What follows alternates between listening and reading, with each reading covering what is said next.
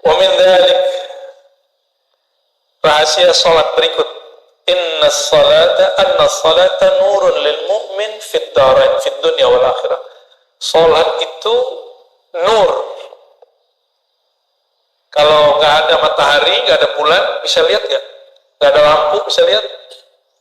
Maka fungsi dari nur apa? Menerangi pandangan.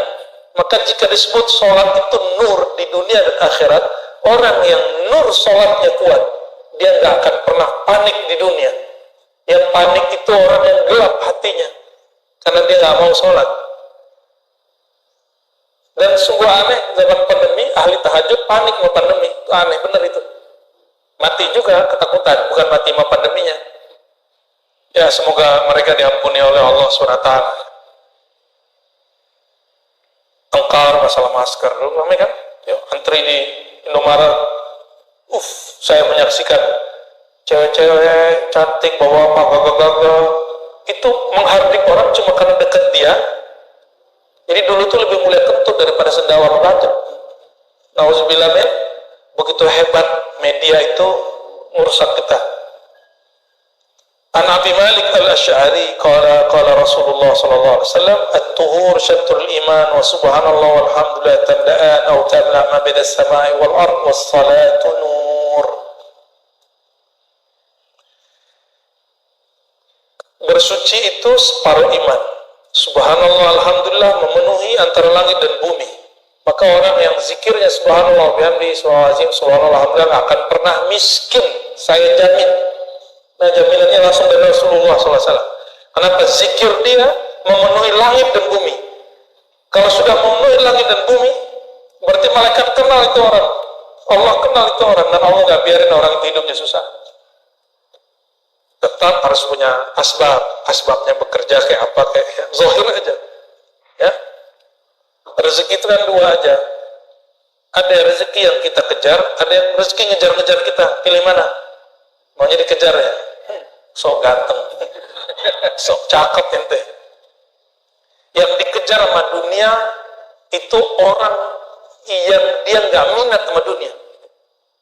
Tapi dunia lecek-lecek sama dia, dipegang-pegang sama dia tapi nggak minat sama dunia. Di saat kita ini ya membuang dunia, saksikan Allah akan kirim dunia untuk kita. Kecuali orang istidraj itu zahir diberi, batinnya dijauhkan. Dia tambah jauh, tambah maksiat, tambah durhaka, tambah banyak dunia diberi, maka dia tambah maksiat kepada Allah dengan dunianya. Nah, orang-orang ini yang disebut tadi, orang yang mentalak dunia, itu nggak mesti dia orang miskin. Ya, kalau mau sedekah pakai duit nggak? Mau haji umrah pakai duit nggak? Mau pengajian ke sini, grabnya bayar pakai duit, pakai doa. Bro, aneh kirimin Fatihah buat ente, bintangnya tuh Fatihah gitu, bisa nggak begitu? Nggak terima dia, karena dia masih hidupnya dalam tubuh ini. Tapi kalau dia emang batinnya oke, dia pasti terima loh. Karena Nabi SAW pernah menikahkan seorang perempuan, laki-laki seorang perempuan, maharnya Quran. Nabi tanya, bro, ente punya cincin nggak? Emas? Enggak. Terus punya apa? Nggak punya apa, ya Rasulullah? Masa orang mau nikah nggak yang modal? Tapi sama Rasulullah nggak dibikin patah hati nih orang nggak punya modal. Ditanya, jangan-jangan nanti punya modal tersembunyi nih. Nah, ternyata orang itu punya hafalan Quran. Apa kata Nabi? Ente punya hafalan Quran? Nggak punya? Ayo sudah bacain sini. Nanti kamu maharnya Quran. Karena Nabi, pandangan hakikat. Tidak ada di dunia ini yang lebih mulia dari Quran. Sepakat? Ada yang bilang lebih mulia? Benar? Mau nggak aneh ganti mobil antum mau Fatihah? Ya, katanya percaya. Nabi SAW begitu. Jadi hukum syariat perempuan menikahi dengan mahar Nabi turunin. Itu sebenarnya bukan turun. Dalam pandangan ahli dunia turun, tapi di pandangan ahli hakikat sebenarnya itu naik. Kalau kita kan seperangkat alat sholat, ya mau aja ibu-ibu itu dinikahin sama bapak-bapak itu. Ya, Padahal kan namanya mas kawin. Mas kawin itu ada emasnya. Ya, atau yang senilai dengan emas. Tapi ibu-ibu ini bilang, aku sama emas itu aja. Ya, bapaknya GR. Maka dinikahkan langsung dengan si perempuan, maharnya apa? Quran. Itu mahar paling mahal di dunia itu. Nah, cuma orang nggak ngerti, dikira itu mahal paling murah. Nabi itu nggak pakai senjata itu, khazanah ini, perbendaharaan ini, kecuali terdesak. Pakai hukum hakikat kalau bahasa kita. Itu hukum hakikat. Jadi hadis tentang tasawuf, ilmu hakikat, ma'rifat, itu semua ada di Quran, semua ada di Sahih Bukhari dan Muslim. Maka wiridan kita salah satunya baca Sahih Bukhari. Ya, saya pegang syarat Bukhari, Pak. Syarat Sahih Bukhari saya termasuk banyak. Ya. Dan alhamdulillah kita khatam Sahih Bukhari. Dan saya tiap kali baca satu halaman ketemu ilmu ma'rifat di situ. Alhamdulillahirabbil alamin. Ya. Tapi saya yakin ibu-ibu ini nggak ada yang mau anaknya dinikahkan dengan mahar Fatihah. Ya, nggak ada ya? Nggak ada. Kurang yakin. Fahiya nurun lil musalli fi qalbi wa basirati wa aqli wa wajhi. Salat itu nur bagi orang yang salat itu, nur itu masuk ke dalam kalbunya, basirah pandangan batin, maka dia memandang dengan batinnya, bukan hanya dengan mata. Lagi nih kalimatnya. Wa aqlihi, akalnya, wa wajhi, bahkan wajahnya. Oleh karenanya orang yang benar-benar sholat sesuai dengan Nabi ajarkan, itu wajahnya enak pada dilihat, bukan wajah-wajah yang nyebelin gitu dilihat. Wajah ini nyebelin nggak nih? Nyebelin nggak wajahnya? Nyebelin ya? Ketahuan subuhnya telat bertali. Yang penting sholat ya. Qala ta'ala simahum fi wujuhim min atharis sujud. Jadi yang disebut bekas sujud bukan hanya bekas hitam. Bekas hitam itu mungkin karena kulit antum kurang kuat, nggak sekuat Pak Kiai ini. Ada orang yang sensitif kulitnya ketika sujud hitam. Bukan hitam itu, karena tidak ada satu riwayat dari Nabi SAW bahwa jidatnya hitam. Tidak ada. Ya, nggak ada kan? Nggak ada. Coba tunjukin satu hadis saja bahwa jidat Nabi hitam. Tapi ada sahabat Nabi yang jidatnya hitam. Nah, beda kan ya? Sahabat Nabi karena saking lamanya sujud dia lupa mau bangun. Asik sujud, maka jidatnya ada yang hitam. Yang disebut bekas sujud itu adalah nur yang memancar dari wajah. Orang sholat itu dia suka ruku itu hormat, suka sujud, dia merendah hati kepada Allah, kepada makhluk. Maka orang yang sholat itu nggak meninggi. Kalau ngomong sama orang yang selalu meninggi, asik nggak? Nggak seru. Maka teman yang paling asik yang bisa ngimbangin kita, bukan yang meninggi-ninggiin dirinya. Ya, itu yang disebut simahum fi wujuhim min athari sujud. Ya, ada bekas di wajah mereka, yaitu bekas nur sujud. Dari Sayyidina Ubadah ibn Samit, sahabat Sayyidina Ali juga, beliau ini, Nabi SAW bersabda, marfu'an berarti hadis Nabi, idza hafazal abdu ala salatihi, apabila seorang hamba menjaga salatnya, fa aqama wudu'aha, dia menyempurnakan wudu'nya, wa ruku'aha, menyempurnakan ruku'nya, wa sujudaha, sujudnya, wal qira'ah fiha, dan bacaannya. Qalat, ya, hafizakallah kama hafiztani, maka salat itu berkata, Masya Allah, ini dalam ilmu kerohanian, Nabi lagi mengatakan bahwa setiap kali orang sholat itu ada ruhnya. Ruhnya sholat berkalam. Apa kata ruhnya sholat? Sholat ada ruhnya, hati-hati. Ada spiritnya. Ada ruhus sholat. Apa kata ruhus sholat? Ruhnya sholat. Hafizakallah kama hafiztani. Wahai orang yang sholat, sebagaimana engkau menjagaku, membaguskan diriku, menyempurnakan aku. Hafizakallah. Semoga Allah, bukan semoga, hafizah itu secara bahasa Arab pakai fi'il madhi. Allah telah menjagamu lebih dahulu. Ya. Wa su'ida biha ila sama. Itu salat dinaikin ke langit. Walaha nur, itu salat dan nur, dan ada namanya sekaligus, nama orang yang salat. Jadi salat itu ada ruhnya. Berarti ini dalil setiap amalan ada ruhnya, ada spiritnya. Ya, jadi nanti kalau ada orang mengajarkan ilmu ma'rifatul ruh, salah satunya ruhus sholat, ruhul azan, ruhul hajj, ruhul umrah, ini dalilnya. Ya, hadis ini riwayat Imam Al-Bukhari, sahih.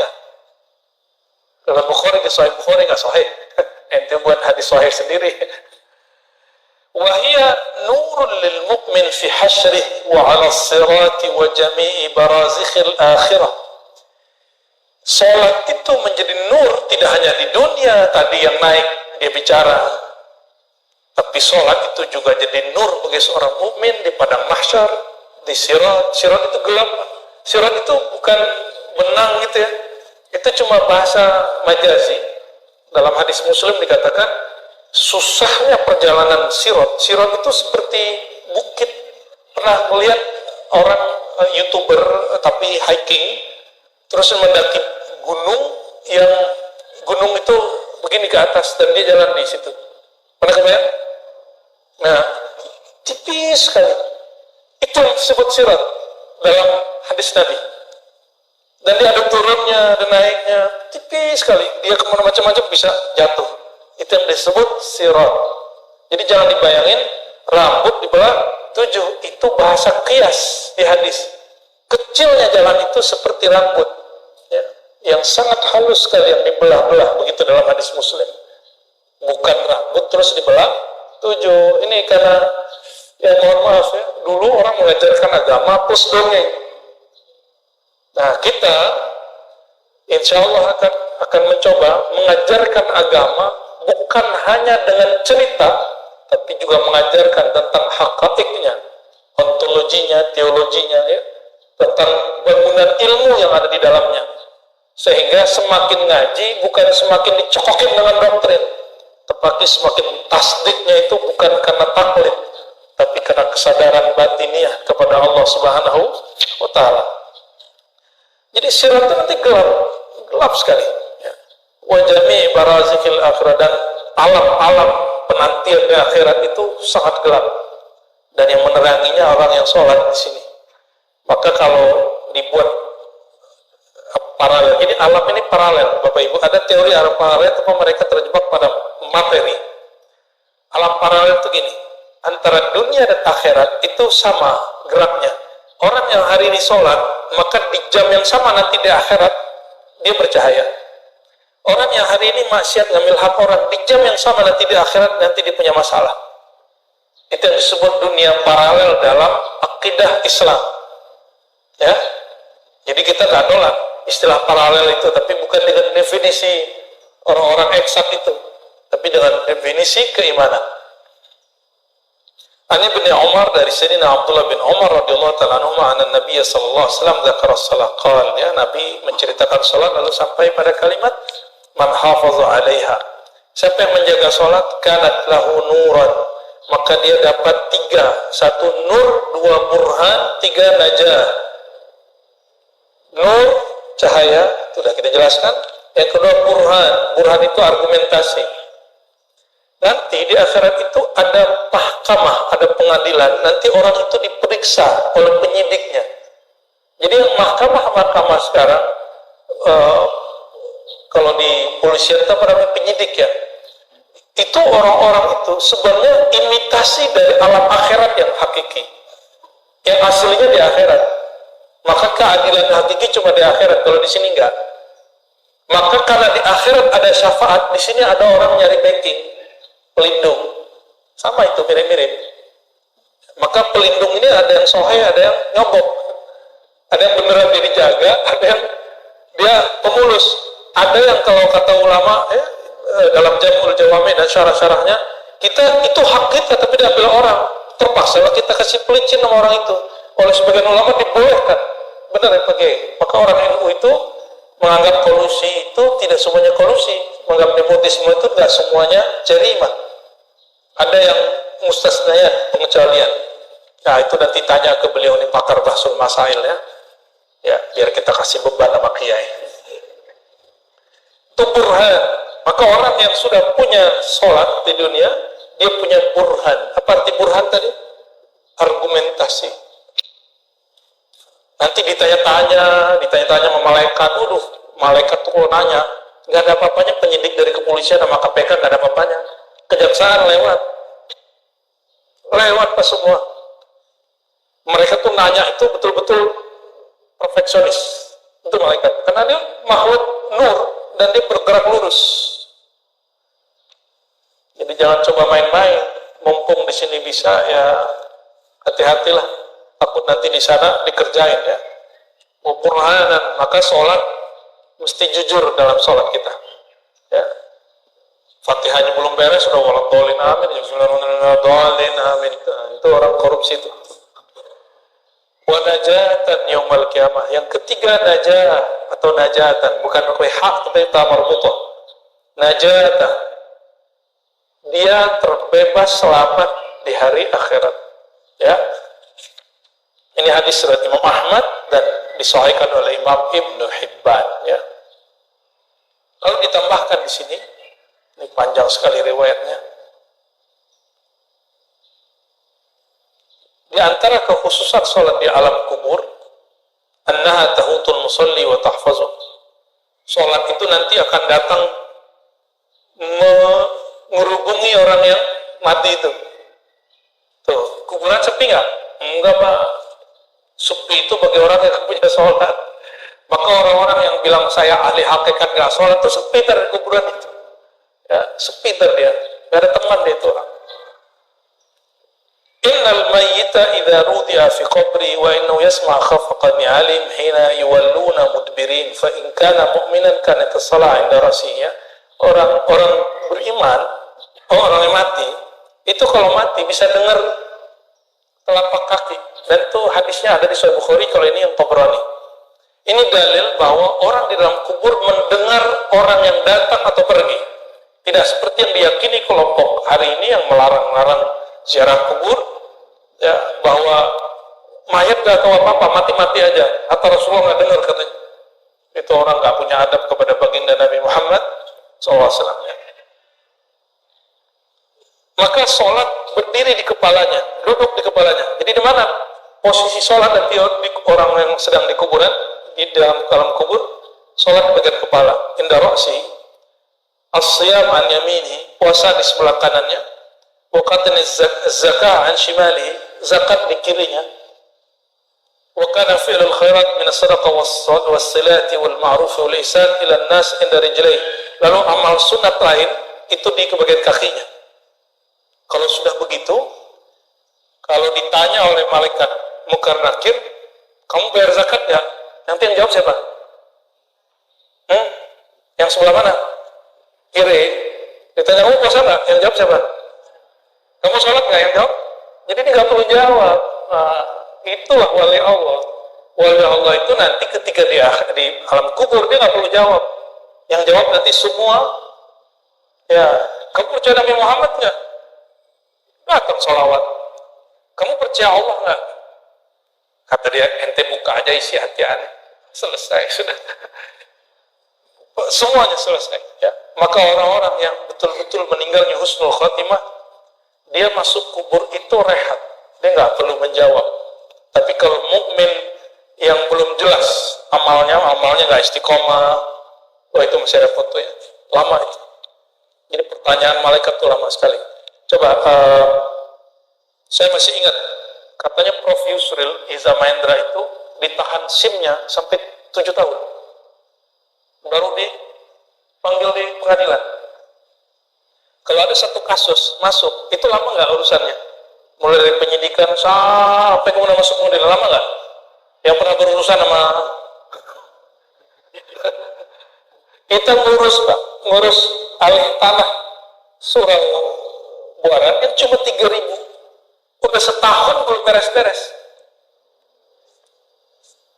Ya, aneh juga tuh ya. Ada aja aneh-anehnya, ada aja kurangnya. Jadi suraunya belum jadi, harusnya tahun ini udah jadi tempat suluk.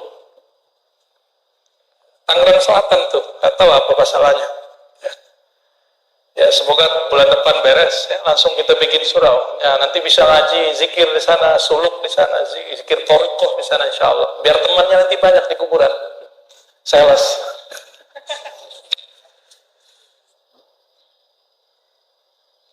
Kira-kira begitu sampai terakhirnya makna hadisnya. Maka setelah selesai ya, tentang persaksian, apa semua, orang yang sudah dikubur itu ditunjukin, nih tempat kamu nanti di surga. Itu yang disebut nikmat surga. Ditunjukin tempat duduk dia di surga. Ya. Kalau enggak ditunjukin, no, penjara kamu nanti di akhirat. Jadi belum masuk akhirat udah tersiksa duluan. Nah inilah kita nih, mohon maaf nih, yang mau nikah 3 hari lagi mau nikah, tunjukin ini pasangan kamu cantik banget. Itu udah bahagia duluan. Padahal belum nikah. Paham maksudnya? Ya. Pernah suka film tertentu nggak?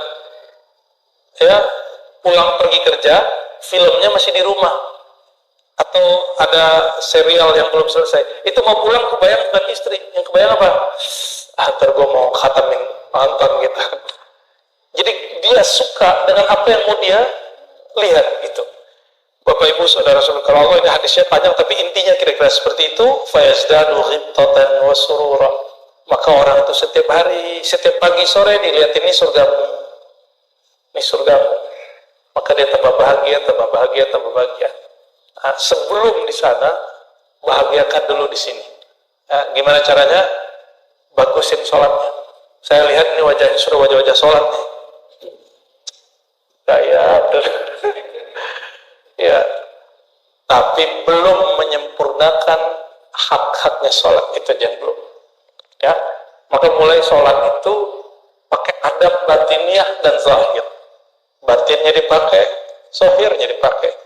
Ya, kalau sholat, itikadkan Nabi ada di hadapan kita. Kalau Nabi ada di depan, kita pasti pasang adab.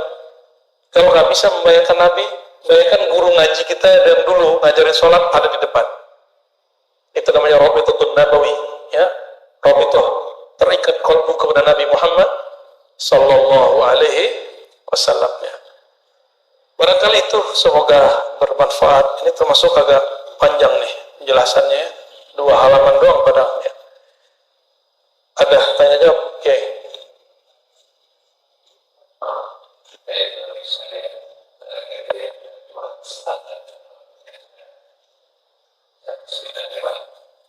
Saya sampaikan satu dari tokoh-tokoh tertentu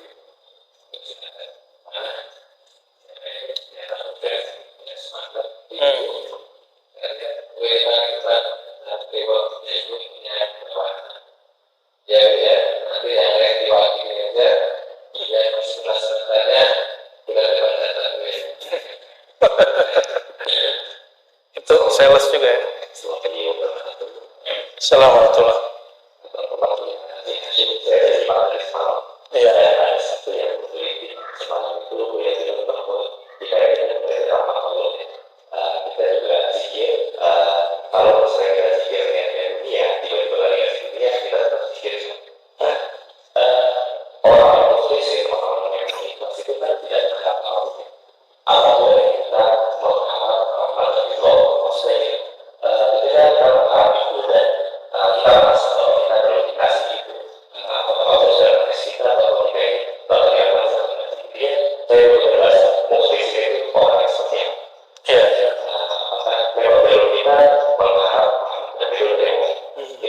Lagi nggak baikan ya, kok bisa sama bapaknya? Baik, ikhlas itu bukan tidak berharap apa-apa, tapi ikhlas itu tidak menyertakan dunia dalam ibadah. Rahmat Allah itu sifat Allah, Maka mengharapkan sifat Allah. Apa makna rahmat? Perhatian sayang Allah. Jadi kita sholat mengharapkan disayang sama Allah. Itu puncak keikhlasan. Jadi dulu waktu saya gaji hikam pas remaja, sampai di ada ayat ulaika yarjuna rahmatullah, ya. Terus saya ngaji hikam, guru saya ngomong, ngajar hikam nih, ente kalau sholat zakat nggak boleh mengharap-harap apapun kepada Allah, hatta mengharapkan rahmat Allah nggak boleh. Dia ngomong gitu. Waduh, saya hafalannya baru lewat ulaika ya yarjuna rahmatullah gitu ayatnya ya. Mereka adalah orang-orang yang roja, harap kepada rahmat Allah. Maka saya tanyakan, kita panggil guru kita Abu ya, bukannya ada ayat begini? Kita bacain ayat, beliau diam, nggak menjawab iya, nggak menjawab tidak. Dan saya baru ketemu jawabannya setelah saya dewasa. Jadi jawaban beliau ya diam itulah. Bahwa rahmat Allah itu sifat yang melekat pada zat Allah. Sifat yang ada pada zat Allah. Maka mengharapkan rahmat berarti mengharapkan perhatian yang punya zat. Itulah puncak daripada keikhlasan. Jadi sholat kita itu cuma cari-cari perhatian Allah. Itu yang disebut ikhlas. Maka ikhlas ini rukunnya dua aja. Melepas perhatian makhluk dan mencari perhatian Khalik. Udah itu ikhlas. Sudah begitu belum?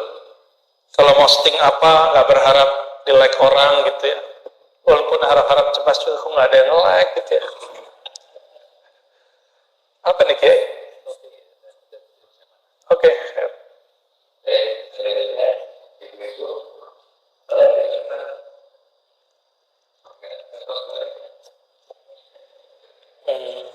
Grogi deh. Masih jomblo. Assalamualaikum.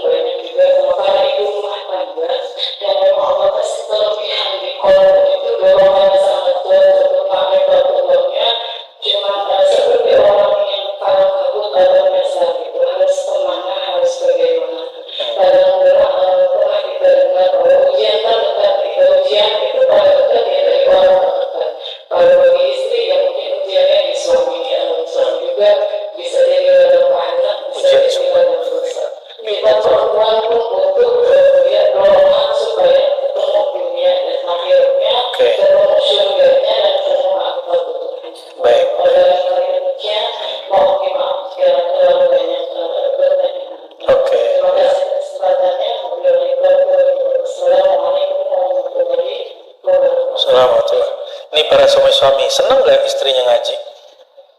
Senang nggak istrinya ikut pengajian? Dengan syarat urusan rumah beres. Boleh? Iya. Sebenarnya cemburu nggak kalau istrinya ngaji, ustadznya gagah gitu, tampangnya keren gitu?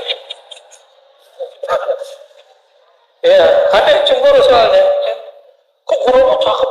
Dia jadi bagi dia ustadz terus juele, dekil gitu. Insya Allah, tega bener. Jadi nggak boleh pakai jas begini nih, Kiai. Nanti jatuh cinta jemaahnya. Ya, suami istri itu bukan perbudakan. atasan bawahan. Walaupun suami dapat satu derajat di atas istri, tapi dia bukan bos. Suami istri itu di Quran, ini kita bahas malam tadi juga ya, ada dua sifat Allah yang Allah taruh pada mereka untuk jadi bekal orang menikah. Wa ja'ala bainakum mawaddatan wa rahmah. Dan Allah, kalau bahasa kampusnya, Allah manifestkan, Allah pancarkan dua sifatnya pada orang menikah, itu mawaddah, kasih sayang yang dapat merasakan yang dirasakan pasangan, warahmah dan rahmah. Dan itu nggak mungkin kalau nggak ngaji ma'rifatullah. Maka suami istri mesti sama-sama ngaji, dan syukur-syukur gurunya sama. Nah, kan repot kalau gurunya beda. Ntar pas pulang-pulang debat, kata guru aneh begini, kata guru satu, kata guru. Tapi seru tuh kalau ada yang begitu ya, ya salaman rame. Tapi biasanya seringnya ya banyak sekali yang kemudian break divorce cuma karena perbedaan paham ya. Dan jangan sampai perbedaan paham itu membuat orangnya pisah ya. Kalau pisah bisa baik-baik. Kan di Quran emang diberi ruang. Jadi Al-Quran itu tidak memalaikatkan orang nikah, sekali nikah selama nikah, enggak. Diberi ruang, kalau sudah tidak sanggup, dibuka ruang untuk berpisah, tapi baik-baik. Ya, au-tasrihun bi ihsan. Ya, kalau mau pisah, ihsan. Tapi kembali ke yang tadi, kalau perempuan punya himmah, ya, himmah namanya, himmah yang kuat untuk ngambil ilmu, yang ilmu itu nggak ada di suaminya. Bolehkah dia ngaji keluar? Boleh dengan syarat kewajiban dia selesai di rumah. Ya, kewajiban dia selesai di rumah. Nggak usah khawatir, kan sekarang ada YouTube. Masih ada nggak YouTube tuh? Masih ada ya? Cuma memang beda, ngaji langsung itu, energi rohaninya, itu bisa langsung membersihkan watak kita. Jadi apa kotoran di dalam diri itu kalau hadir di majelis langsung bersih. Kenapa? Karena yang tadi, malaikat itu doain, ya Allah, bersihkan dia, rahmati dia. Jadi keberkahan majelis nggak ada di keberkahan YouTube. Namun kalau nggak mungkin, ya sudah, hak di rumah, kewajiban di rumah tunaikan dulu. Ya, jadi hadis yang menyebutkan tentang sholat perempuan lebih afdal di rumah, hadisnya tidak sahih, hadisnya cuma hasan, riwayat Abu Daud. Yang sahih itu Nabi melarang istri ke masjid. Itu ada hadisnya Sahih Bukhari. La tamna'u ima Allah masajidah. Jangan kamu larang hamba Allah perempuan berangkat ke masjid. Jadi istri kita kalau berangkat ke masjid, kita dilarang untuk melarangnya. Maka taklim yang mengatakan melarang perempuan ke masjid, giliran taklim ramai perempuan ke masjid. Itu orang main-main sama dalil itu ya. Hati-hati, Rasulullah itu punya argumentasi juga nanti. Kamu pakai hadis ini untuk keperluanmu, tapi yang ini tidak. Jangan ya. Jadi syarat saya begitu ya. Kayaknya beliau bisa ceramah itu. Nah, dikasih mic langsung panjang. Ya. Nanti buat yasinan rotibul hadad di rumah ya. Gitu, nanti di rumah buat rotibul hadad di rumah. Mulai dari anak-anak, tetangga, nanti ganti-ganti rumah mana. Gitu ya. Kalau nggak bisa keluar majelis, bikin majelis di rumah, itu baru cerdas tuh. Yang keren itu jemaah tabligh, Pak. Ya, jemaah tabligh itu di rumahnya itu istri itu kalau ada program nama mastur, di rumah mereka selesai sholat mereka baca fadilah amal, baca satu hadis, dua hadis, sama penjelasannya. Ya. Cuma mungkin tidak semua orang cocok dengan metode jemaah tabligh, karena jemaah tabligh itu ala India, Pakistan, Bangladesh, ya, yang baca la ilaha illallah itu beda dengan kita ya. Dengan orang Bangla kan beda sama kita. Ya, baca syallah kan beda sama kita. Ya, jemaah tabligh itu yang saya lihat mereka berhasil membangun rumah tangga nabawi itu melebihi semua pergerakan yang ada di luar. Itu perlu kita tiru. Ya, saya salut dengan hal itu. Oh, masalah kitab Fadail Amal, kalau ulama Ahlus Sunnah sudah selesai dalam fadilah amal, dalam motivasi dan amal-amal sunat, itu boleh menggunakan hadis dhaif. Maka fadilah amal Maulana Syekh Zakaria Al-Kandahlawi itu tidak dipersoalkan oleh pengarang kitab ini. Jadi pengarang kitab ini murid daripada Syekh di Jamaah Tabligh, namanya Syekh Zakaria Al-Kandahlawi. Nah, itu bisa dipraktekkan. Namun kitab itu kan didhaifkan oleh Syekh Albani, Imam Wahabiyah, Salafiyah. Maka di beberapa wilayah di Yordan, di Mesir, itu Jamaah Tablighnya pakai Riyadhus Shalihin.